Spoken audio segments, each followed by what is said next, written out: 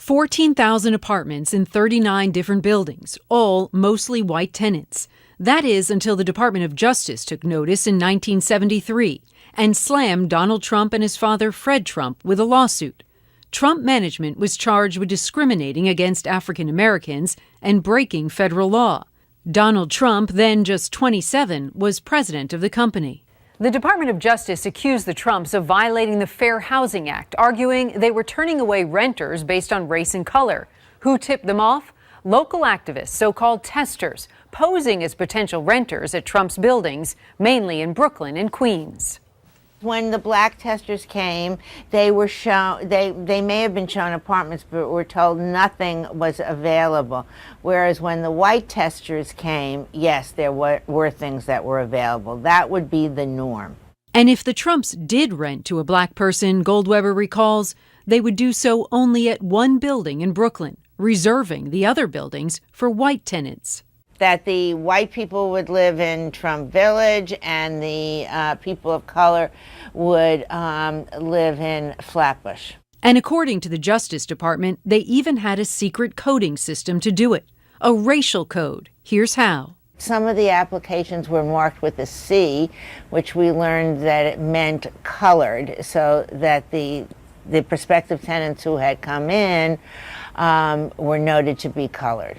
Yes, you heard her right. The Department of Justice alleged applications submitted by prospective African American renters were designated with a secret code, such as C for colored, to indicate a black person was looking to rent. Took the most unusual step of suing the Justice Department for defamation, seeking $100 million in damages. But that countersuit was tossed out by the judge. 2 years later, in 1975, Trump and his father settled the case, agreeing not to discriminate against anyone.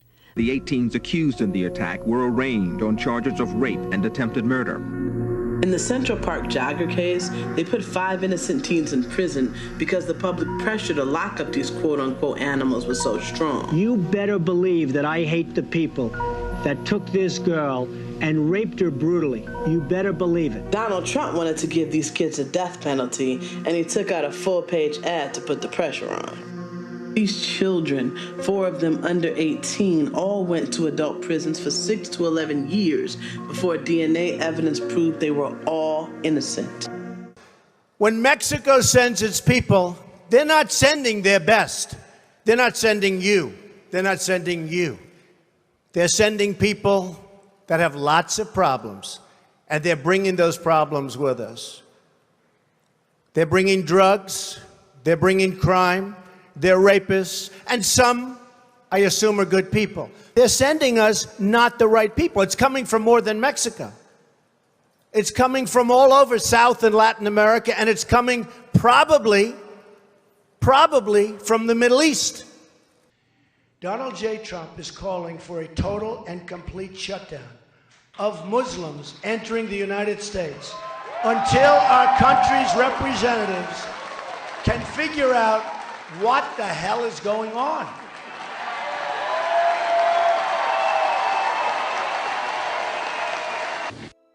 In the 1970s, David Duke was a grand wizard of the Ku Klux Klan, a young leader with the goal of mainstreaming the Klan's racist ideas.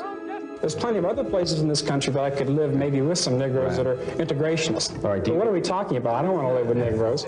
The newsletter for Duke's white rights organization regularly carries ads for neo-Nazi literature and articles urging readers to run for political office to promote a white agenda. The New Orleans telephone directory lists the same address for Duke's residence and the Ku Klux Klan. And you know what? Time the white people start sticking together. The GOP is embarrassed that Duke is running as a Republican. Yet Duke's days as a Klansman played out in a political ad by the Democratic senator he hoped to unseat. David Duke led the Ku Klux Klan as an adult. There is no more truly representative symbol of the white race than the flowery cross. It is our symbol.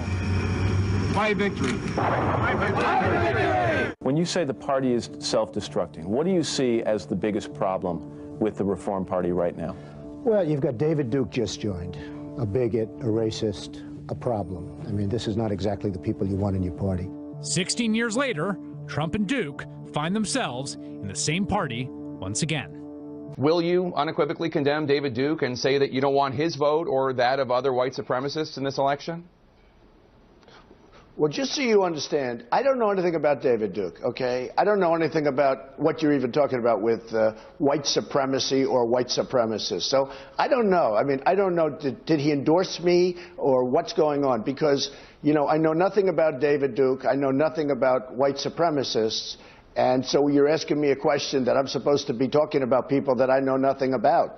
But I guess the question from the Anti-Defamation League is, even if you don't know about their endorsement, there are these groups and individuals endorsing you. Would you just say unequivocally you condemn them and you don't want their support? Well, I have to look at the group. I mean, I don't know what group you're talking about. You wouldn't want me to condemn a group that I know nothing about. I'd have to look. If you would send me a list of the groups, I will do research on them, and certainly I would disavow if I thought there was something wrong. But you may have groups in there that are totally fine, and it would be very unfair. So give me a list of the groups, and I'll let you know. Okay. I mean, I'm just talking about David Duke and the Ku Klux Klan here, but... I don't know. Honestly, I don't know David Duke. I don't believe I've ever met him. I'm pretty sure I didn't meet him, and I just don't know anything about him.